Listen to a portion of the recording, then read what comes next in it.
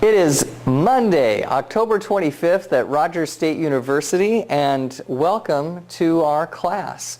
We are having class all week, even though you don't see me right now. So check your email, make sure you know what's going on that way, and we'll be in good shape for the entire week. So our topic today is ethics in communication, and I really think that these are 15 minutes that could change your life.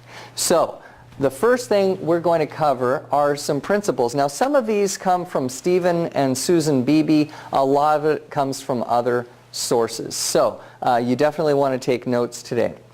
First of all, we have the principle of ethics itself. Now, ethics aren't just doing good things. There's an entire system of philosophy known as ethics. There are scholars who earn PhDs and write dissertations on the principles of ethics as a theoretical construct. So we talk about ethical behavior, but ethics itself is an entire area of philosophy that people spend their entire lives learning about. So there are these different elements of the word ethics.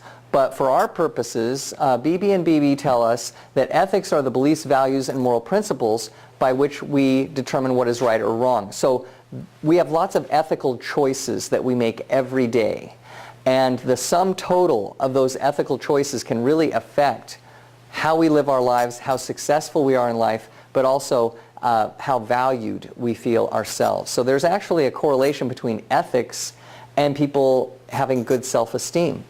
Ethical people feel better about themselves than people who make poor ethical choices, right? So here are some examples of people expressing good ethics, right? People who tend not to cheat, who don't lie to people, if we don't exaggerate in order to get more insurance money, those are all examples of ethical choices. But unfortunately, there are lots of unethical choices too.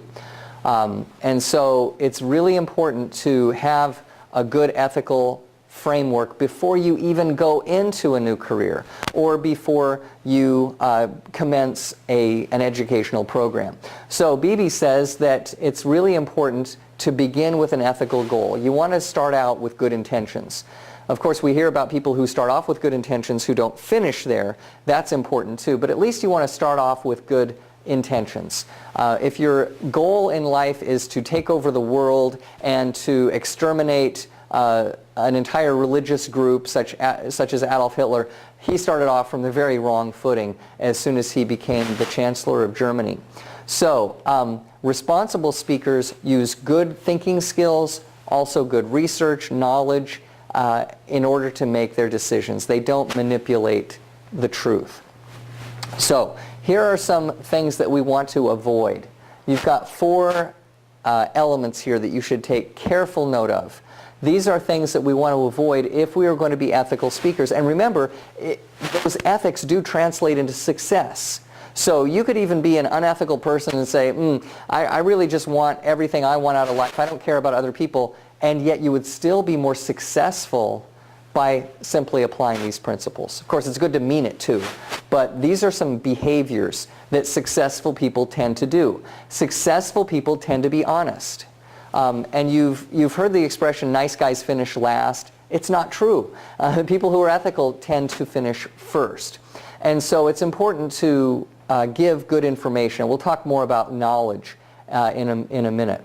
Plagiarism is something that you've heard a lot about. Unfortunately, not everyone who understands plagiarism refrains from it. The good news for people of ethics is that plagiarism is something that is very easy to detect these days, so most of the time plagiarists do get in trouble.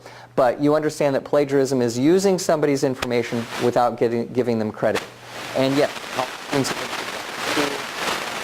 college professors have been fired and now they have to wait tables because they plagiarized an important academic paper. So I'm assuming you know something about plagiarism, but we can certainly talk more about it in a later class if you have questions about it. I also put a good plagiarism statement out of the RSU student code in the syllabus. Falsification is something that you don't find in your book and that you don't necessarily hear about every day. Falsification, and this is something that when you're using evidence, as we do, there is that propensity or there's that potential to falsify evidence. You don't want to do that.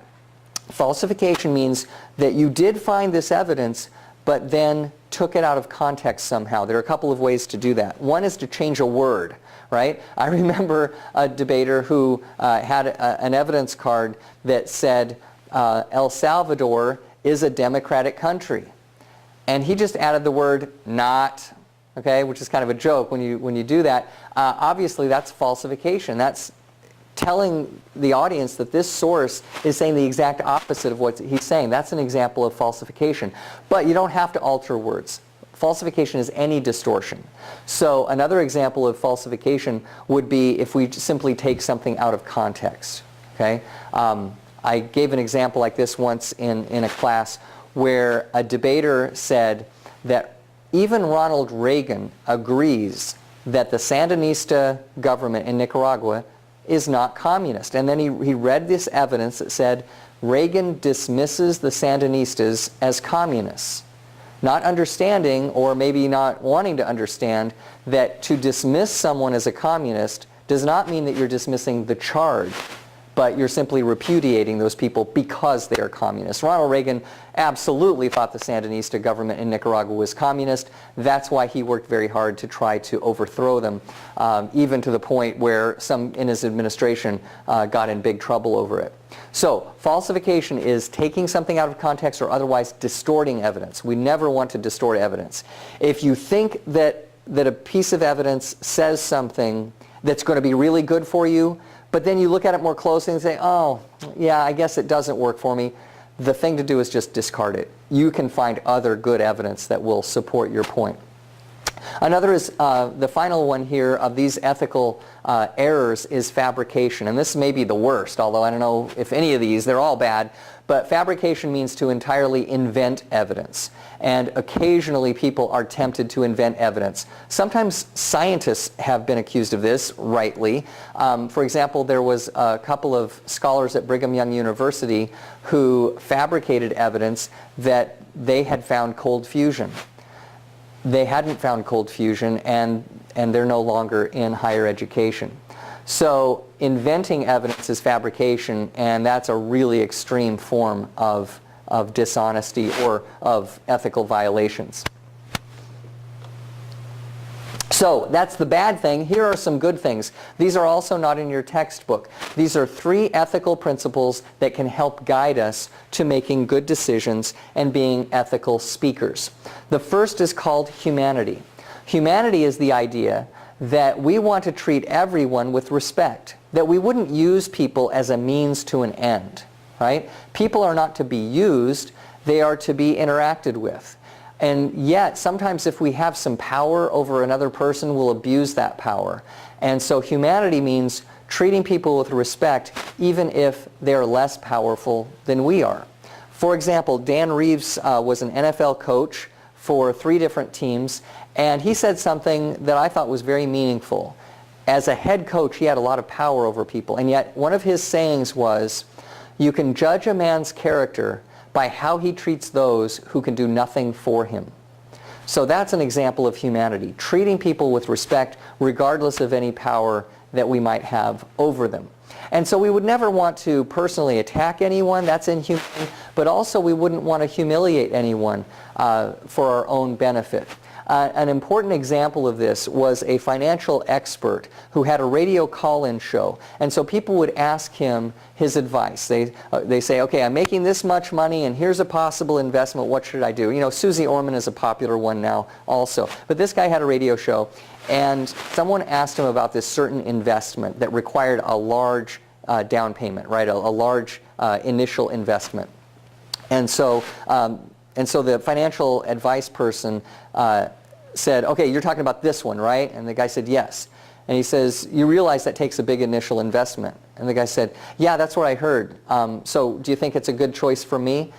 And this gentleman proceeded to humiliate the caller by, after he asked him this simple question, he said, well, what's your income? And the caller said his income. In today's dollars, maybe he would have said $45,000. And the expert commenced to belittle him, saying, there is no way on earth that you can afford this investment. Look at this, it requires an initial investment of this much, and then this much every month. You could never get that. How you ever thought you could afford this investment is beyond me, because the math doesn't add up. So anyway, he just berated this guy in order to puff himself up and make everybody understand, hey, he's a really brilliant guy. He knows what he's doing, and the implication that he makes a ton of money and could afford this investment, unlike the poor sap who called in. Well, that is using a person as a means to an end, not as someone that we would be treating with respect as an equal. Okay? So humanity, it's important, even if we have a lot of power, not to abuse power or make other people feel less than we are. A second important one is impartiality. And this term is kind of misleading. You have to be careful how you define impartiality in this context. Right? Normally we look at the word impartiality and we say, okay, a referee in a basketball game needs to be impartial, meaning that he shouldn't care who wins or loses, and that's correct. In this case, it doesn't mean you can't be a persuasive speaker if it's a persuasive effort that you're making. It just means that you want to treat people fairly, that you don't treat some people more fairly than others. And certainly we don't treat other people less fairly than ourselves. So somebody who would fail this test we could call a hypocrite. Someone who would say a choice is all right for them but not good for someone else. So we want to apply the same standards. Another word for it is fairness. You can be fair to the other side and still be a passionate advocate who is absolutely not objective, right? You have a point of view, you have a clear persuasive strategy if it's a persuasive presentation, and yet you're fair to the other side. So there was once an athletic director who was also the coach of his team. So he coached this team, and then he was the athletic director for other teams at this university. And during a ball game, he felt that he had lost control. You know, he was gotten too upset and kind of went over the top. And so he had these rules in place for his coaches that if they crossed this line, they were going to have to be suspended. He crossed that line himself, and he suspended himself for 2 games or something. So that's a good example of impartiality, not placing oneself above the standards that are set for other people. Okay? So we want to be impartial. And that can go for a speaker giving a persuasive presentation, right? Where you don't complain that somebody else is failing to meet a certain standard that you don't also meet yourself. Okay? The final standard here, this is an important principle of ethics. It's called the principle of knowledge. This simply means giving your audience an informed choice.